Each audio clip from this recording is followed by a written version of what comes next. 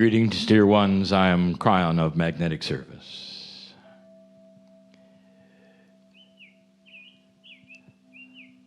This is the second time that we come before you in this magic place.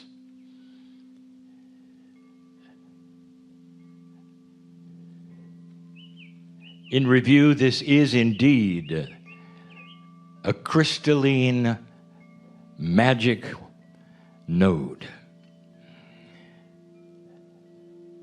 And the message today, the second one in the series of 4, is complex. And so we go slow.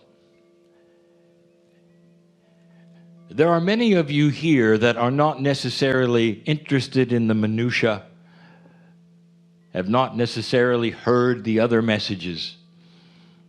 Maybe it's the first time that you've sat in this energy of channeling. And so I address you first. Dear ones, this is an opportunity for you to feel the love of Spirit. The creative source is here. And without any words at all, you can feel the love and the compassion for you. There is no agenda. You can sit in this energy and have a healing if you wish on your own. There's no instructions, there's nothing to do. Some others are very invested in the information and want more. They want to know the minutiae. What is it about the crystalline energy? What's going on the planet? How does it fit with your life? It's a complex channel. It doesn't have to be. But the bias of humanity that is simplistic often creates a puzzle when there doesn't have to be one. So let us start with a premise and develop it. The premise is this: you are here on a physical crystal node. The mountain underneath you contains far more than even the geologists suspect. It goes down too deep to dig. Too deep to dig. I said that because it's an upside down mountain.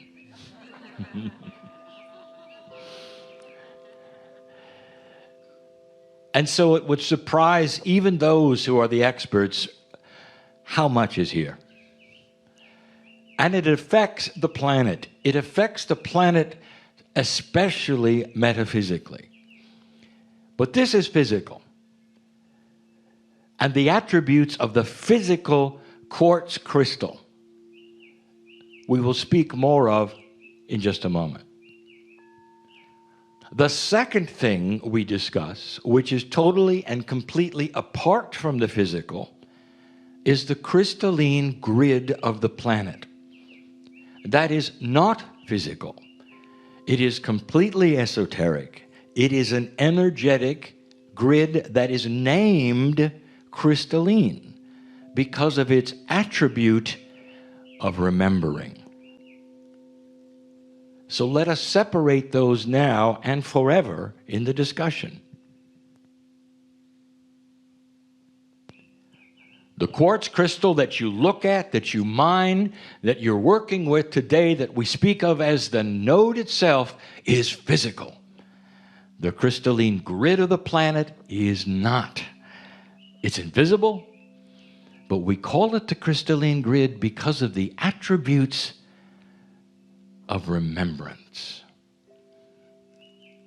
So let's come back to the physical for just a moment. I want you to look at some things that are interesting from the beginning of time. You like crystals, don't you? And we said it yesterday, but let's enhance. Every time a crystal, a quartz crystal, is pulled out of the ground, and every time that there is an energy worker who feels something, it's benevolent every single time. How many billions of crystals are there on this planet, taken home so that those can enjoy them, surrounding them in perhaps every room of their house if they're sensitives? Why would you do this? And the answer is because every single crystal, if it talks to you, if you feel its energy, it's benevolent. You never dig a crystal out of the ground and it comes up and goes, "There's doom ahead." What are the odds? What are the odds of a geological phenomenon that grows in the ground over time and that you pick up as a human being that gives you benevolence? There's something going on here. It cannot be a fluke of nature. You never go to a crystal shop where they organize the crystals according to good and bad, dark and light, doom and joy. Every single crystal, no matter what type it is or the attributes it might have that are geological, is benevolent. It sings to you. Some talk to you. Some just sit there and you want to meditate around them because it makes you feel good or it tempers the energy so you can do a better job. Think of this. In the last few years, you've even started to categorize the crystals metaphysically. Have you heard of the Lemurian crystal? Now, according to the steward of the land, a Lemurian crystal is not a geological denotation. It's an energetic one. And isn't it interesting, the name that you chose? Lemurian crystal. Why that? And the reason, dear ones, is because an energy worker, an old soul, even though they may disagree what and where Lemuria was, it is a concept of original beginnings. So humanity is even starting to awaken to a new potential of what the crystals are trying to say. A Lemurian crystal, by the way, is identifiable, according to the steward of the land, by that which is physical. And yet it is an esoteric designation. You're getting close to understanding a bit more about what they're trying to say to you. All of them are benevolent. Every single one. From the smallest to the largest. In a few moments, many of you will get into a vehicle and go to that where the dig is, where you're allowed to walk around, where you're allowed to actually relate to them in the ground. This is special. You will find some. You might actually put some back. Why would you do that? And the answer is, some have different messages. Some have different owners. How about that? Do they ally then with the consciousness of an individual human being?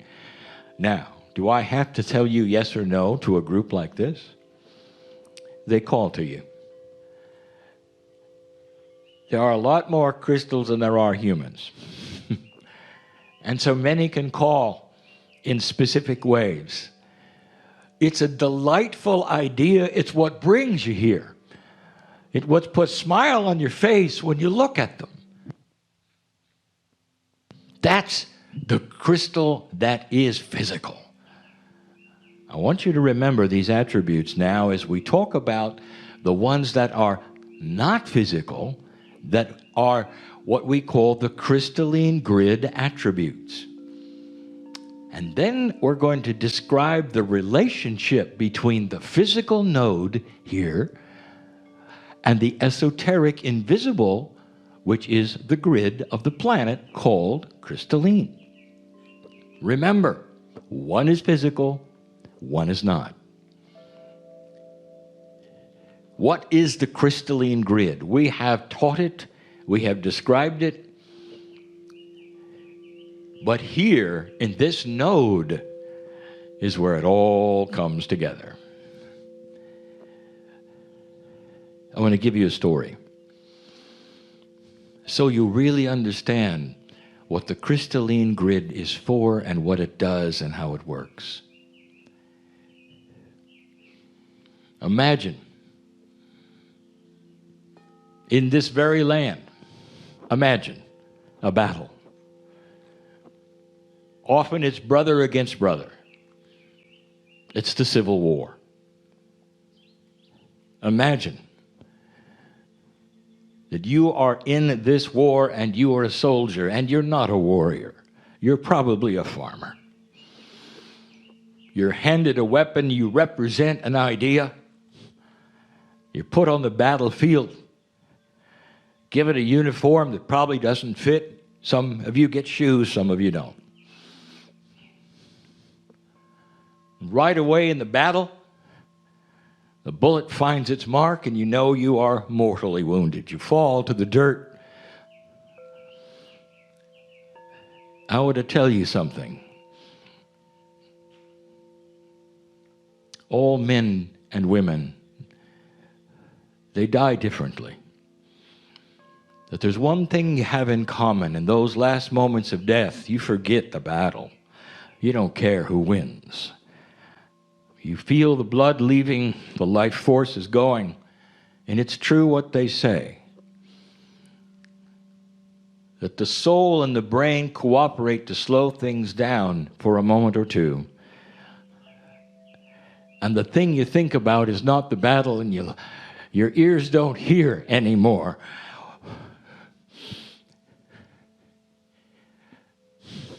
My partner's relating. Your ears don't hear the noise of the battle, the shouts and the groans and the guns, and instead you hear your mother. And love takes over. No matter what they say in the last moments of death, love and compassion win. And even though you're hurting, even though your mouth might be moaning, your soul and your brain are going over. The smile of your mother, of your brothers and your sisters, perhaps of your partner.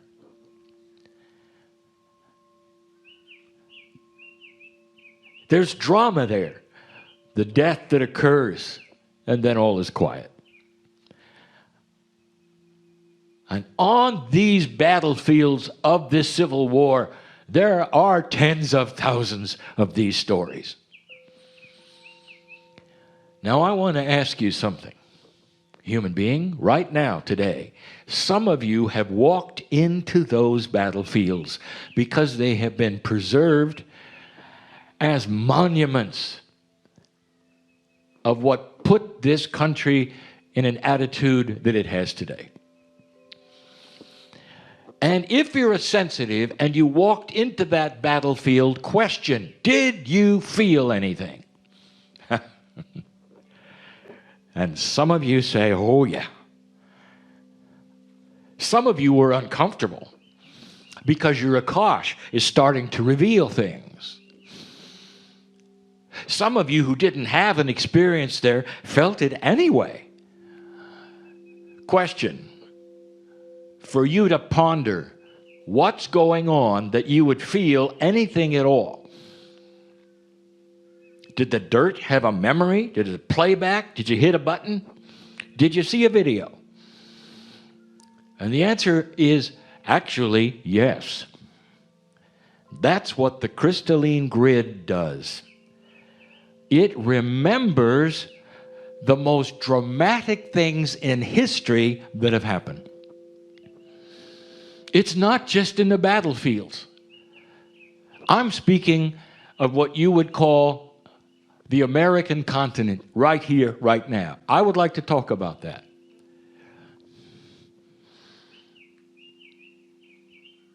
Brian, why don't you ever talk about the indigenous of the areas in America? I will tell you something. First of all, there weren't that many. Second of all, they were allied with the land. They knew Gaia. Before they confronted that which was the European influence, they were at home with Gaia. There wasn't a lot of drama. The crystalline grid was almost neutral. They knew about the energies of the ancestors of the north, the south, the east, the west. No, we're talking about you. I want to talk about your lineage. Women, listen, because this is in your Akash. If you're here as an American, this is in your Akash. Listen. Imagine a journey that might have lasted years, where you go from east to west, and where it's so common that you would have children that you lose. It was so common that you lost more children than you kept. And they would either die at birth, when you were either alone or with help, or shortly thereafter. Did you know that the women walked alongside the wagons? They didn't ride. The wagons needed to be stocked with things. You knew that, didn't you? Everyone who made the trip walked. The women had it especially tough. Whereas the childbearing, and they didn't stop. As the childbearing, you lost too many.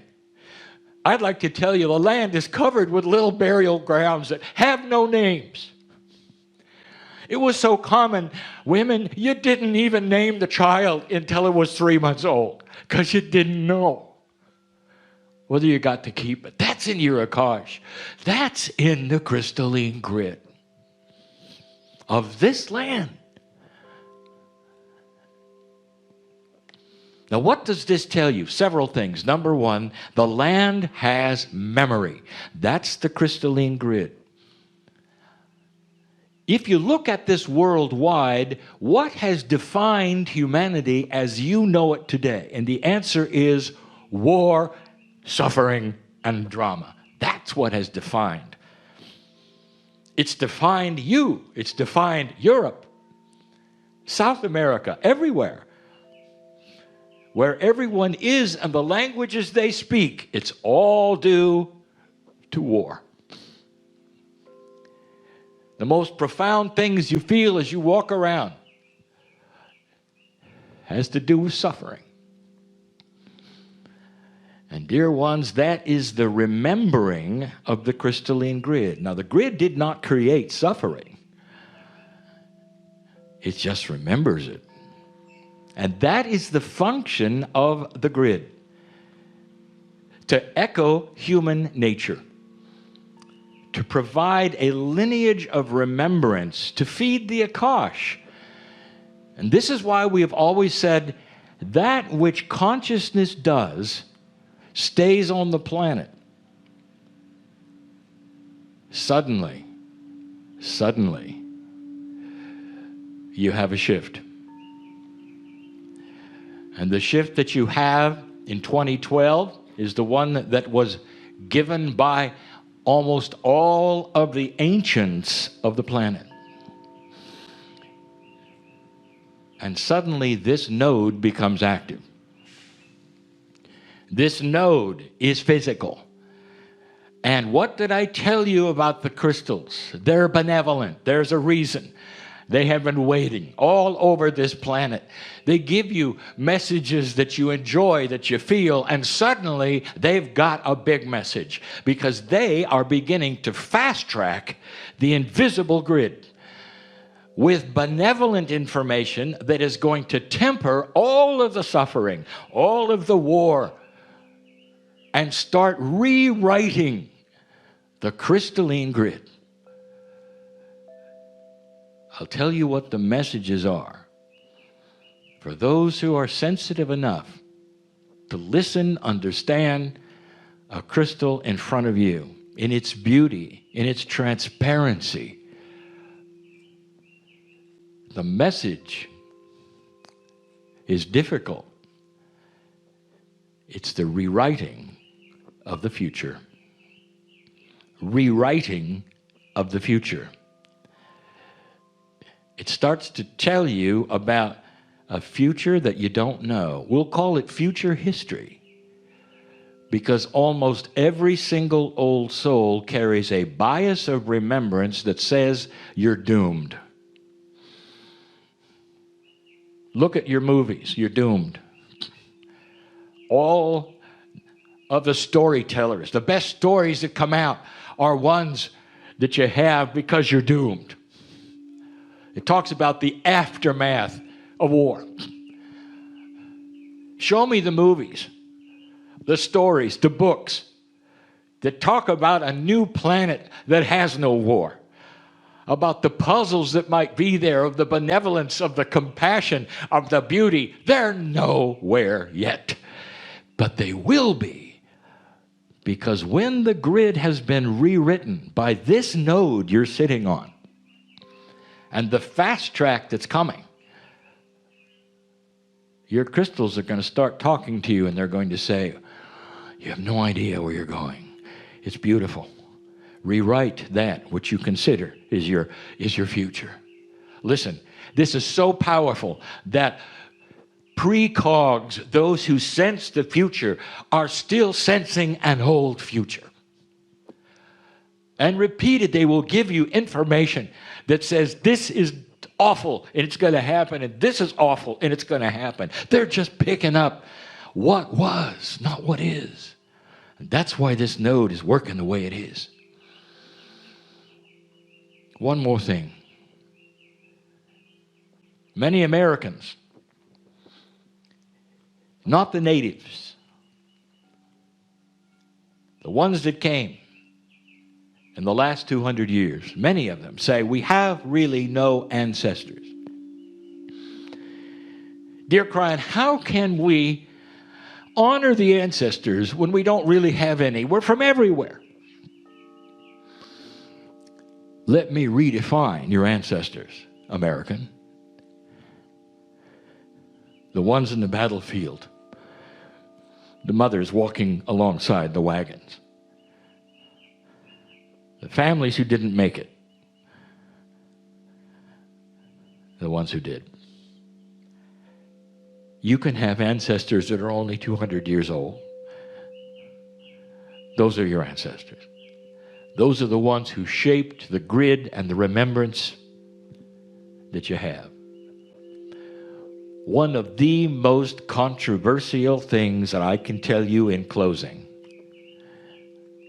is that these episodes on the invisible crystalline grid have so much impact to a sensitive, even to non-sensitives, that if something unusually tragic happens in a home, that particular energy will stay there quite often, even after the home has been destroyed. You call it ghosts.